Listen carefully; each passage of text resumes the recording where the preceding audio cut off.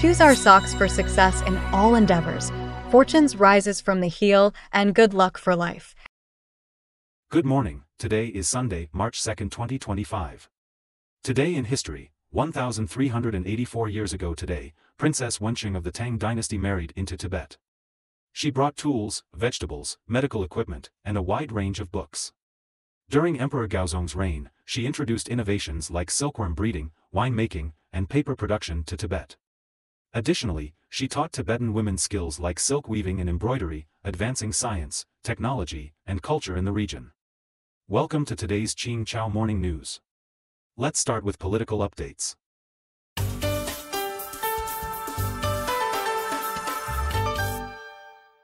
Ukrainian parliament passes bill banning elections during wartime. On February 25, Ukraine's Supreme Parliament passed a motion stating that elections cannot be held during wartime, as per the constitution. The statement said that Ukrainian people generally believe that elections should be held after the armistice. The Verkhovna Rada announced that elections would be scheduled after Ukraine achieves comprehensive, just, and lasting peace. President Zelensky will continue to hold presidential powers until a new president is elected. Meanwhile, U.S. President Trump and his team have been in disagreement with Ukrainian authorities over wartime elections and Zelensky's approval rating. Trump has called for a ceasefire and a presidential election in Ukraine.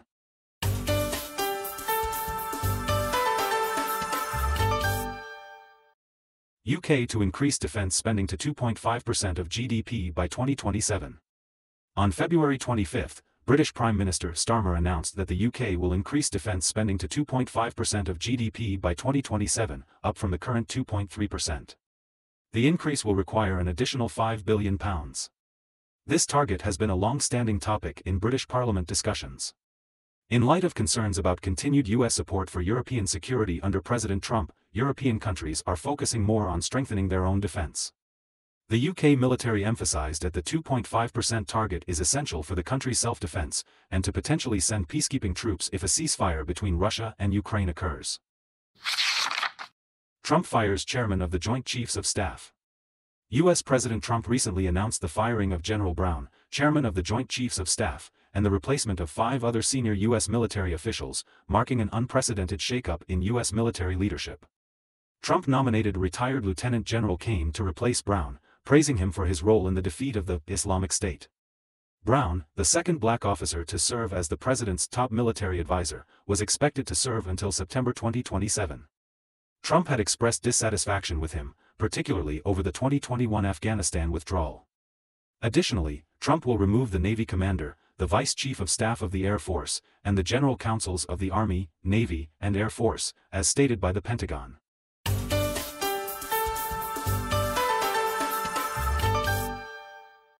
South Korea lowers benchmark interest rate to 2.75%.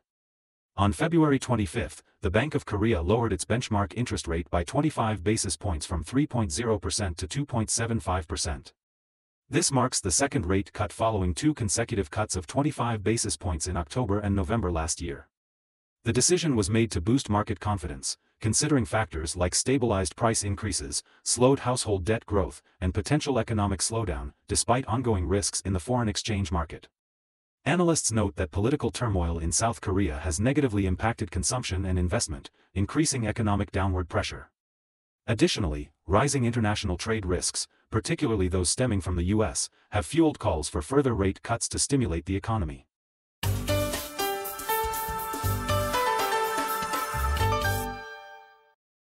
Over 20 years of southern Thailand unrest claims nearly 6,000 lives. Since anti-government conflicts erupted in the Bai district, Narathiwat province, southern Thailand in 2004, nearly 10,000 violent incidents have occurred, resulting in almost 6,000 deaths. The conflict began on October 25, 2004, when around 1,500 Muslims protested outside the Bai police station, demanding the release of 6 Muslim security guards. When protesters attempted to storm the station, security forces used tear gas and water cannons, killing 7 on the spot. Another 78 died of suffocation in overcrowded trucks while being arrested. This tragedy sparked the ongoing armed conflict in southern Thailand, where rebels mainly use improvised explosive devices in their attacks. Despite extensive efforts by the Thai government, violence continues in the region. African swine fever outbreak reported in Malaysia's Selangor state. According to Malaysian News, on February 25, Hassazana, director of the Selangor Veterinary Department, held a press conference in Shah Alam. She said that since January 28, authorities have screened 250,000 pigs in 114 farms in Kuala Langat and Sepang, confirming 76,000 pigs in 56 farms were infected with African swine fever. Authorities have ordered the culling of sick pigs within 7 days. Hassazana emphasized that African swine fever is only in Kuala Langat and Sepang, as these are the only counties with pig farms in Selangor. Authorities have also temporarily banned the movement of pigs to and from Selangor to prevent the spread of African swine fever.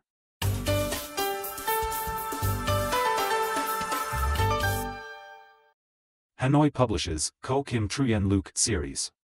According to the Vietnam news agency, the Ko Kim Truyen Luc book series was recently released at the Van Hien Temple in Hanoi.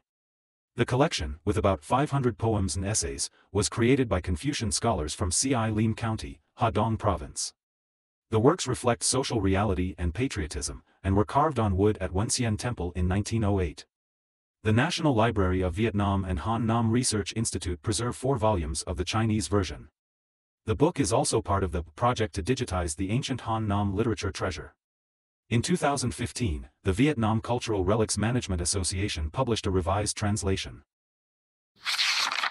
According to the Wall Street Journal, New York gold futures have fallen over 1%, while spot silver and New York silver futures have dropped nearly 2%.